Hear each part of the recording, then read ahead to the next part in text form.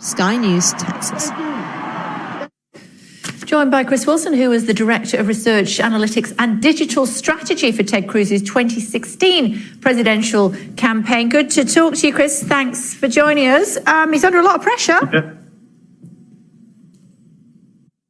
Pressure? I don't know. I would disagree with a lot of the assessment in your correspondence report. It's not a close race.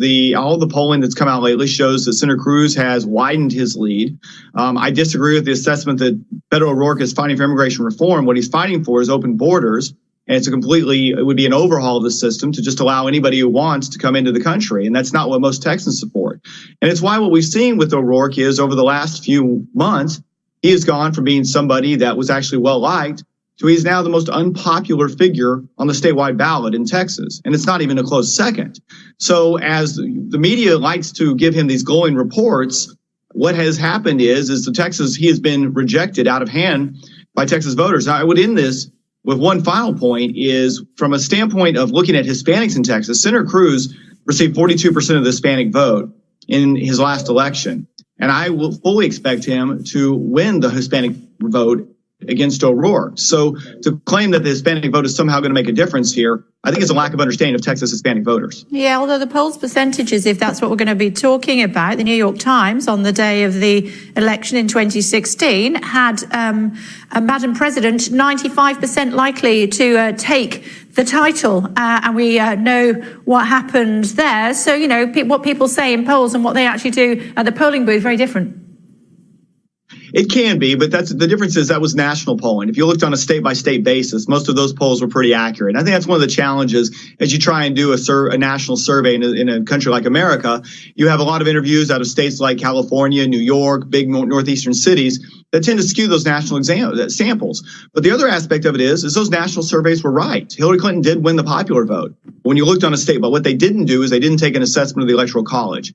And that's why, and I will tell you, I do Senator Cruz's polling. I'm very confident that not only will he will win by double digits. And like I said, that's not just because, look, Senator Cruz is well-liked. That rally last night illustrated that. The enthusiasm that exists for Senator Cruz and Donald Trump, they had to move venues twice, and there were over 100,000 people that were not able to get in that wanted tickets. That is a representation of the excitement that exists around President Trump, Senator Cruz, his reelection, and just Republicans in Texas. And when it gets down to it, Texas is a red state, and it's going to stay a red state in 2018. Okay, well, let's bring in Bernard Whitman, who is a former pollster for Bill Clinton and a Democratic strategist, joining us a little tiny bit late, but he's with us now. Glad to have you on board, Bernard. Thanks for joining us on the programme this afternoon. So Ted Cruz, who cooks his bacon on a machine gun, he is going to win this state no matter what. Well, listen, thanks for having me. And I believe you're talking to my good friend, Chris Wilson. Look, I have a feeling that there's three key lessons that are going to come out of this race. I do actually think that Beto O'Rourke is probably likely to lose Ted Cruz, but we do have some early voting, which is very, very favorable to Beto O'Rourke. Early turnout from yesterday has turnout for Democrats up 400% in certain key counties. I think that we can draw three key lessons. Number one, Beto O'Rourke is here to stay. Even if he does not win, he is going to be a force in this party for generations to come. I mean, he's a young guy. He could be around for 10, 20, 30, 40 more years. That's number one.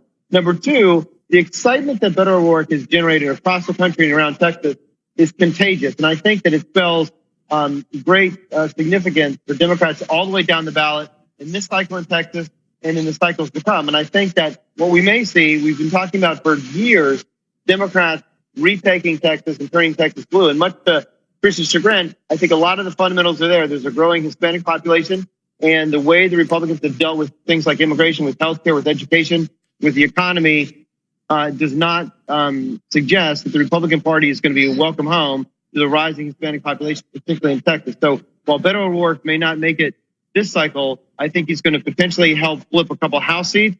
And I think it speaks to the ever-present wave of blue that is running across Texas. And I think the third thing that's important to understand, even if Beto does not make it, he has attracted such energy, such enthusiasm, and such a huge amount of money for the Democrats in Texas that it shows that an unabashedly progressive candidate could come very close, if not win in Texas, and will likely win in Florida. It really shows that the energy of the Democratic Party, and I'm not saying it's the right thing for the general election, in 2020. But the energy of the Democratic Party is unabashedly coming from the progressive left. Okay, so Chris Wilson, he sees your polls and he raises them. Well, I would say a few things. One is Texas doesn't have party registration. So when we look at the early turnout, I would submit that it's just as likely that early turnout is Republican, and probably more likely that it's Republican than it is Democrat. We heard the same sort of enthusiasm in the early voting in the primaries, and it turned out that Republicans led Democrat turnout by over 500,000 voters. The second point is, as I said, Hispanic voters in Texas are different than Hispanic voters in a lot of other states, like New York, where Bernard lives, or California. It's just a different type of voter. And I believe that Governor Abbott will get a majority of the Hispanic vote. I believe Ted Cruz will get a majority of the vote. John Cornyn, last time he ran, got 47% of the Hispanic vote. So to think that there is some level of support within the Democratic Party for Beto O'Rourke is just a misreading of what past in voting intent. I believe what's going to happen in November. And the final point is about enthusiasm about Beto O'Rourke. I would submit that Beto O'Rourke is going to have a historic loss in November. He's not just going to lose, but it's going to be an overwhelming loss. And if that creates a level of enthusiasm, well, then I guess I just don't understand the ability to stand and cheer for somebody who loses historically, because I got to tell you, I don't feel that about my candidates to go out and lose overwhelmingly. Okay, Bernard? Well, the fact is the benchmark for Democrats in Texas, unfortunately, has been quite low. No Democrat has won statewide since 1994, and no Democrat has gotten over 45% in more than 20 years. If Beto O'Rourke can get 46, 47, 48%, I think the down ballot impact of that could be significant. I think Pete Sessions could lose his race. I think 2 other Republicans might be able to lose their race in Texas. And I think it may help ultimately flip the House. And I think, what Beto O'Rourke has been able to do is energize a progressive wing in the Democratic Party, not only in places like Texas, but also places like Florida and around the country.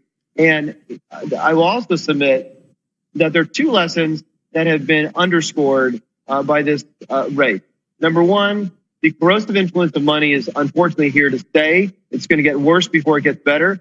Beto O'Rourke has eschewed corporate PAC money and instead picked up a record $38 million, mostly in small donations, just in the third quarter alone. So it suggests that Democrats who refuse to take PAC money can compete against big special interests and corporate PAC, number one. Number two, it's truism politics that politics make straight bedfellows, but this is just downright weird. I mean, you've got President Trump, who mocked Senator Cruz's wife, who suggested that Senator Cruz's father was complicit in the assassination of JFK, who called him unhinged. You have Ted Cruz, who called Trump a serial philanderer, a pathological liar, the greatest narcissist that this country's ever seen, and now they're hugging and kissing on stage.